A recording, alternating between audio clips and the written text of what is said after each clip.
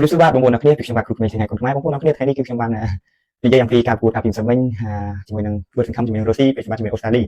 ហើយគឺខ្ញុំឃើញ comment ដូចជាបង្ហោះផ្សេងៗខ្លះថាអ្នកដែលយកកីឡាករមកនេះប្រៀបដូចជាយកទៅបំផ្លាញខ្មែរគ្នាឯងអញ្ចឹ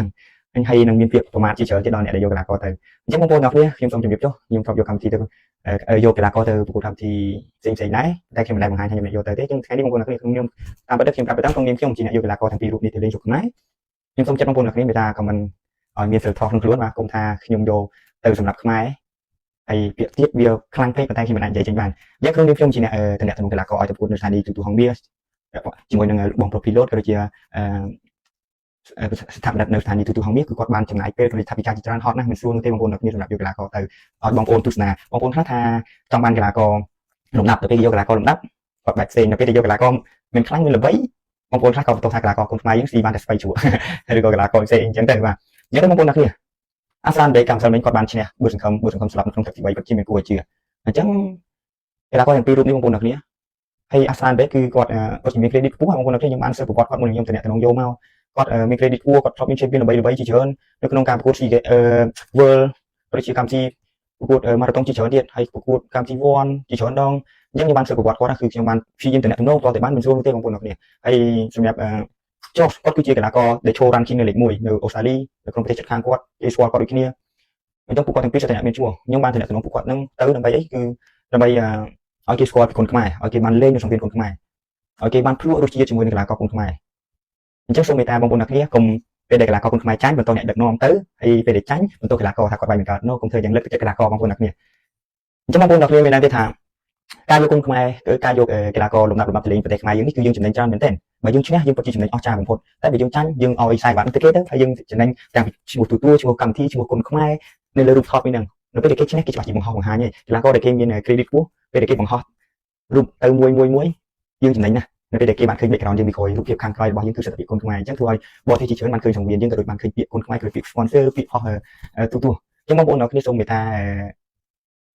ាសម្រួលអារម្មណ៍ក៏ដូចជាកុំ comment ថាអ្នកដែលដឹកនាំនឹងផ្លេសផ្ដាស់អ្នកដែលយកកីឡាករតែអ្នកក្នុងកីឡាករនឹងផ្លេសផ្ដាស់ពេកក្នុងនាមខ្ញុំជាអ្នកដឹកនាំទៅជាមួយនឹងបងប្រុស pilot ដូចជាស្ថាបនិកនៅស្ថានីយ៍ទូទៅហងមាសគឺមិនស្រួលទេចំណាយថវិកាអីគឺតំណែងពិបាកណាបងប្អូនអ្នកគ្នាអញ្ចឹងបងប្អូនអ្នកគ្នាឥឡូវគាត់ធ្វើបានបងប្អូនអ្នកគ្នាពិតជាទៅសារពួកគាត់ទាំងពីរមែនទែនបាទគូផុសដូចសង្ឃឹមព្រួយគាត់ដូចសង្ឃឹមមិនស្លាប់ហើយគូផុសពេកសម្បត្តិពីសម្បត្តិស្លាប់ស្អីឥឡូវយើងបានចំណេញមួយទៀតពេកសម្បត្តិឈ្នះកីឡាករដែលមាន credit ខ្ពស់ឥឡូវនៅខាងស្ថានីយ៍នៅខាងអូស្ត្រាលីគេកំពុងតែភ្ញាក់ផ្អើលជាមួយនឹងគុនខ្មែរគឺជាពេកសម្បត្តិខ្លាំងមែនទែនវាអត់ខាតទេគឺវាចំណេញមែនទែនបងប្អូនអ្នកគ្នាអញ្ចឹងក្នុងនាមខ្ញុំជាអ្នកផ្សព្វផ្សាយគុនខ្មែរខ្ញុំធ្វើអ្វីគឺចំណេញចង់ធ្វើអ្វីឲ្យចំណេញទៅដល់គុនខ្មែរឲ្យចំណេញទៅដល់កម្មវិធីដូចគ្នា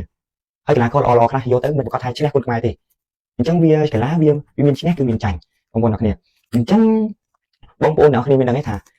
តាមពិតទៅអាស្លានបេកដែលប្រកួតឈ្នះបួសសង្ឃឹមហ្នឹងធម្មតាគាត់បាយទៅ56កន្លះទៅ57កន្លះអីទេលោទៅដល់58យ៉ាងអស់បំផុតតែគឺខ្ញុំសូមឲ្យគាត់លើសគីឡូទៅបាយជាមួយបួសសង្ឃឹម59គីឡូទៅ60គូពេជ្រសម្បត្តិធម្មតាគាត់បាយ57កន្លះ58ដូចគ្នាប៉ុន្តែគាត់លោទៅដល់60គីឡូអញ្ចឹងបងប្អូនអ្នកគ្នាគិតមើលតាបាទដោយសារគឺខ្ញុំស្នើសុំទាំងគូពេជ្រសម្បត្តិគូហោះពេជ្រសម្បត្តិបើគាត់វាយកងធំកាលពីម្សិលមិញហើយខ្សែក្បាត់ជាងទាំងពីរខ្សែអាចទៅរបូតទៅគេគាត់ថាបានដោយសារកងទូចកាលពីម្សិលមិញហ្នឹងគឺយើងឈ្នះគេមករកទេបងប្អូនអ្នកគ្នាបើតាមថាយើងនិយាយកាប់ទៅបាទយ៉ាងក្នុងនាមខ្ញុំជាអ្នកស្គាល់ពេជ្រសម្បត្តិដូចគ្នាគឺខ្ញុំនិយាយមានការជាងអ្នកណាមានការជាងបរទេសមានអីទាំងអស់គឺបើតាមមិនរាប់គឺយើងអាចនឹងចាញ់គេបានហើយចុះគាត់មិនដែលប្រកួតនឹងកងទូទេសជនជាតិអូស្ត្រាលីហ្នឹងគាត់អត់ដែរទេគឺលើកទី1ផងគាត់ហើយគាត់មកលេងស្រុកយើងទៀតអញ្ចឹងគាត់ធ្វើប៉ុណ្នេះបានល្អមែនទែនហើយគាត់មានបងប្អូនជាច្រើនទៅសើបរទេសទាំងពីរអ្នកនេះមែនទែនអញ្ចឹងក្នុងនាមខ្ញុំជាអ្នកយកទៅហើយជាមួយនឹងបងប្រុស pilot ក៏ដូចជាមេនៅស្ថានីយ៍ទូទៅហងមាសគឺខ្ញុំពិតជាសប្បាយរីករាយមែនទែនដែលមានបងប្អូនគ្រប់គ្រងកីឡាបរទេសពីររូបនេះបាទអញ្ចឹងហើយបងប្អូនមួយចំនួនទៀតក៏ថាអ្នកយកទៅហ្នឹងសម្រាប់ខ្មែរក៏ជាសរសេរពី comment ព្រេះខ្លះជាច្រើនដែរខ្ញុំមិនអាចនិយាយបានអញ្ចឹងបាទអញ្ចឹងបងប្អូនអ្នកគ្នាយើងចំណេញណាយើងចំណេញហើយខ្ញុំនឹងខំប្រឹងតំណងកីឡាករ